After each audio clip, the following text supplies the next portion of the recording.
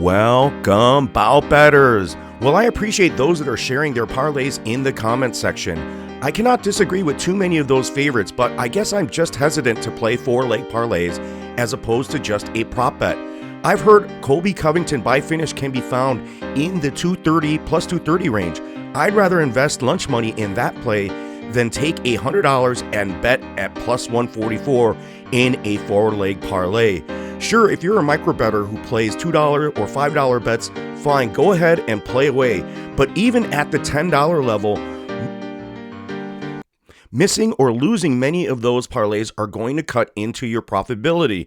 The same could be argued for prop bets. Betting in volume is challenging, and me placing a bet on almost every fight on every card, I could speak to this from experience and years of it.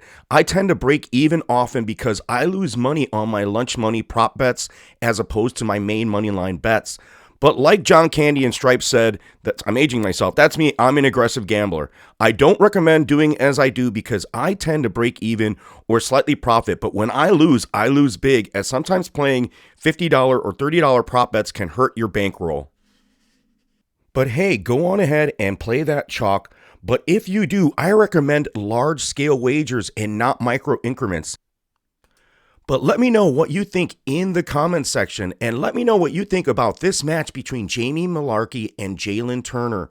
Turner will have a 3-inch height and reach advantage with 2 more fights in the UFC than Mullarkey.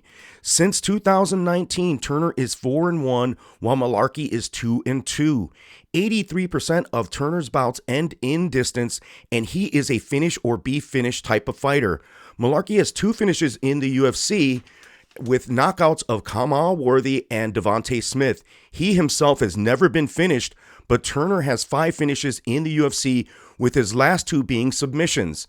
The line, in my opinion, is set accordingly in this bout as Turner has a better XR number and XR percentage. He also has more octagon experience and a slightly better strength of schedule. Jalin Turner is the more busy striker with 5.66 strikes landed per minute, but Mullarkey is slightly better defensively. The fight or loss I'm most concerned about for Jalin Turner, it was with Matt Frevola, as Frevola didn't outstrike Turner significantly, but did land 4 of 12 takedowns for 5 minutes of control time. He also attempted 2 submissions and reversed Turner twice as well. That's a good thing for Jamie Mullarkey because it will be his grappling, not his striking, that is going to be his win condition or his means to get a win. Turner is a tall man, and he is a circling striker who likes to fight long, and he uses his span to remain at distance. He leaves his hands down at shoulder level as he is confident he can avoid jabs and then places them low to get those underhooks to stuff takedowns and clinches. Turner is accustomed to going 1 round, with 4 of his UFC fights ending in round 1. Many of his other fights outside of the UFC also were in round 1. So him going the distance like he did with Frevola as well as a few other fighters is questionable in terms of his long-term cardio. Turner doesn't like to be crowded and has the speed and the athleticism to circle out when he is being crowded. When he's on the outside, he keeps his hands low, and this makes him very vulnerable to overhand strikes as well as blows at angles. Turner has great kicks and excellent defensive movement, but his guard opens up too many opportunities to be countered. I don't know if Mullarkey is going to be able to capitalize on these, as his volume in terms of striking is low. Mullarkey is an aggressive striker, though, and he needs to be careful chasing Turner around the octagon and remain at distance. He needs the crowd, Jalin, and like Frevola, constantly look for clinches and takedowns. Mullarkey will have a difficult time, though, because Turner's movement is that good, and those kicks are very, very effective weapons to keep people out of range. Mullarkey's a tough guy with a solid chin who has never been knocked out, so he'll be willing to eat a shot to get in close and put on continuous straight pressure onto Jalin. He's going to need that. Mullarkey's wrestling is pretty good with a 73% control of clinch and ground time and 9 takedowns in the UFC. He is not very accurate because he attempts 6 takedowns per 5 minutes. At distance, he will need to keep that pace, and Mullarkey does have the cardio and stamina to do it. Jalin Turner's takedown defense is excellent at 78% with 4.52 takedowns faced per 5 minutes at distance. So he's used to people coming at him with that grappling game.